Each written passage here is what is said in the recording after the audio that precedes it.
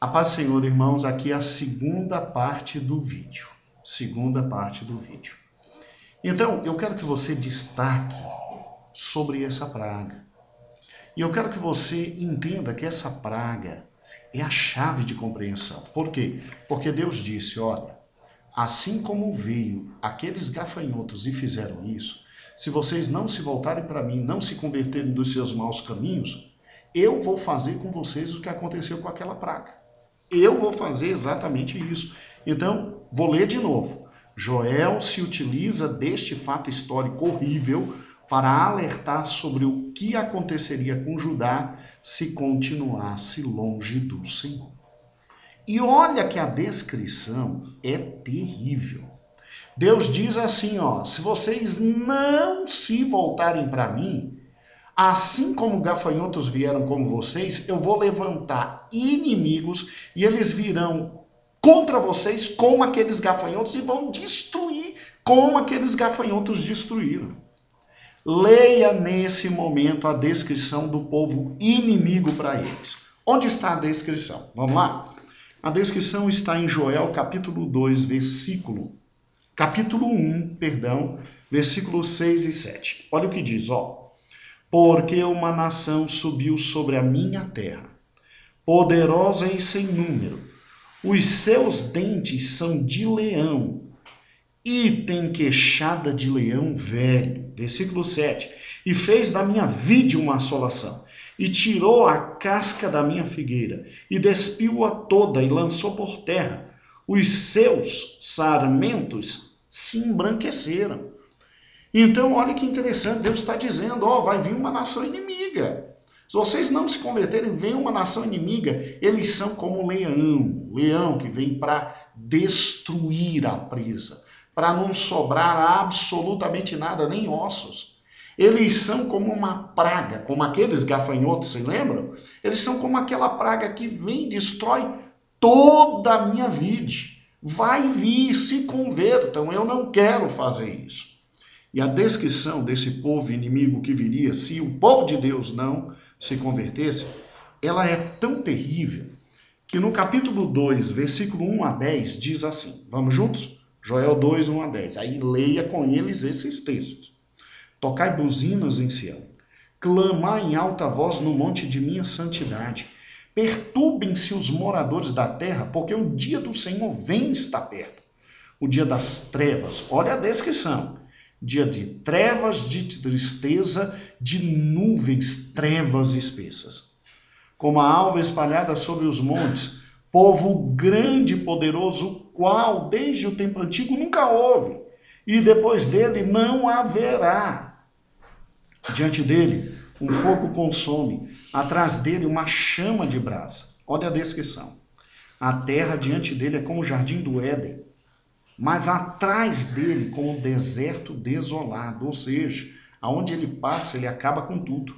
Parece que Deus está aqui até descrevendo o Império Romano, né?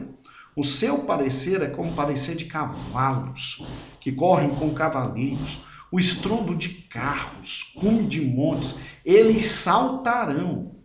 Ou seja, não haverá inimigos fortes diante desse povo. Como o ruído de chama de fogo, consome. Como um povo poderoso ordenado para o combate. Diante dele temerão os povos, todos os rostos serão por eles abatidos. Como valentes correrão, homens de guerra subirão nos muros e irão nos seus caminhos e não se desviarão de suas fileiras. Ninguém os impedirá. O que Deus está dizendo, ó, se vocês não se converterem, assim como a praga de gafanhotos foi horrível, eu vou mandar um povo extremamente forte e vocês não poderão lutar contra esse povo. Vocês serão arrasados por esse povo. Eles são como um leão, eles são fortes. Diante deles, tudo existe como o jardim do Éden. Depois que eles passam, eles estragam tudo, eles arrebentam tudo.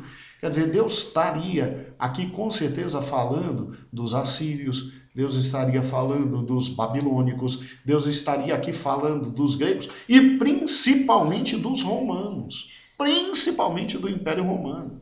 E Deus está dizendo, eu quero livrar vocês de tudo isso, Porque tudo isso vem, eu já determinei quais são os impérios que dominarão o mundo. Eu quero livrar vocês de tudo isso, se convertam a mim. Se convertam. E aí, Deus ainda avisa através de Joel. A invasão estrangeira afetará a todos. Isso é fundamental que o aluno ouça domingo. A invasão estrangeira afetará a todos. Veja comigo, primeiro a ser afetado são os sacerdotes, a liderança religiosa. Deus diria que depois que a invasão estrangeira viesse, os sacerdotes estariam extremamente tristes. Abra com o seu aluno em Joel, capítulo 1, versículo 9. Olha aqui, ó. Foi cortada a oferta de manjar e a libação da casa do Senhor. Os sacerdotes e servos do Senhor estão entristecidos. Você já imaginou o que é uma liderança religiosa entristecida? Uma liderança religiosa que olha para si e diz, meu Deus, está tudo errado, estamos arrebentados, não há futuro. Se o sacerdote, o líder religioso, está entristecido e desesperançoso, e o povo? Olha aqui, segundo que seria afetado. Seria afetada a economia completa do país, porque ela estaria arrasada. O país estaria empobrecido, miserável. Leia com seu aluno o versículo 12 e 13 de Joel 1. Joel 1, versículo 12. A vide se secou, a figueira murchou, a romeira também, a palmeira e a macieira. Todas as árvores no campo secaram, e a alegria se secou entre os filhos dos homens. Ou seja, você tem uma economia arrasada.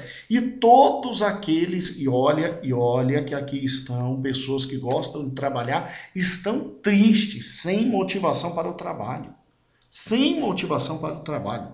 Lê com eles também o versículo 17. Olha o que diz o 17.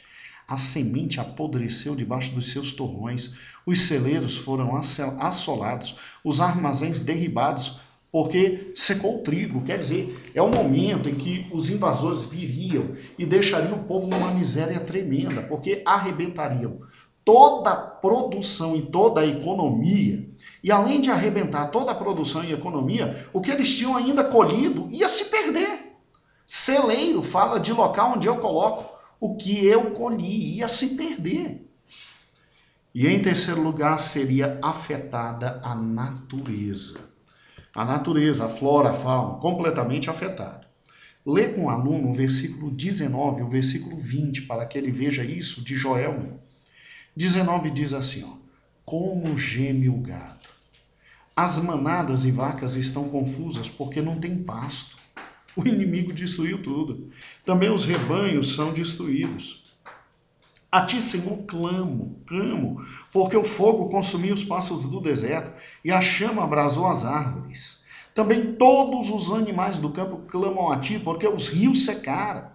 O fogo consumiu os pastos. Ou seja, os povos, quando invadiam, eles não só invadiam, eles destruíam, eles acabavam com plantações, com possibilidade de vida ali, acabavam, levavam o melhor do gado, deixavam o pior, arrebentavam. Então Deus estava dizendo, ó, se converta a mim, porque o que está vindo para vocês é algo terrível e eu quero livrar vocês disso. Eu desejo livrar vocês disso. Então está aqui um momento horrível, aonde o povo está sofrendo porque não tem comida, não tem bebida, a escassez, a economia quebrada, os líderes religiosos estão arrasados, porque estão naquela pergunta, meu Deus, o que aconteceu, o que aconteceu, o que aconteceu? E olha que Deus avisou antes, vai vir, se convertam para que não venham. Se converta para que não venha todas essas pragas. Irmãos, a situação era tão difícil, seria tão difícil se o povo não se convertesse, que há um versículo no capítulo 1 que expressa todo o sentimento nacional depois do ataque dos povos inimigos. Seria um sentimento nacional de muito desespero e muita vergonha. Olha o que diz o capítulo 1, versículo 8. Capítulo 1 diz assim, versículo 8. Lamenta como virgem que está cingida de pano de saco pelo marido da sua mocidade. Esse versículo resume o que seria a vida de Israel se Judá não se convertesse a Deus. Na época, a menina, quando era desposada, ou seja, noiva, ela ia se preparar. Ia se preparar para o casamento, enquanto o rapaz, que a tinha desposado, ia preparar toda a casa. Era uma expectativa muito grande, era o momento mais feliz da vida daquela mulher. Aquela mulher se tornaria futuramente mãe, aquela mulher teria sua casa, aquela mulher teria seu marido, aquela mulher teria vida e muita alegria e muita felicidade. Pois esse momento histórico, o profeta compara como aquela pobre menina que se preparou para o casamento, se arrumou toda, preparou todo o enxoval e o marido casou antes do casamento. Ou seja, estava desposada e morreu o rapaz. Por algum motivo morreu o rapaz, a tragédia veio. Aí normalmente aquela que estava aguardando toda a felicidade que Deus tinha prometido no casamento, se vestia de pano de saco, chorava por muitos tempos e passava por esse momento que é um dos momentos talvez mais difíceis de sua existência.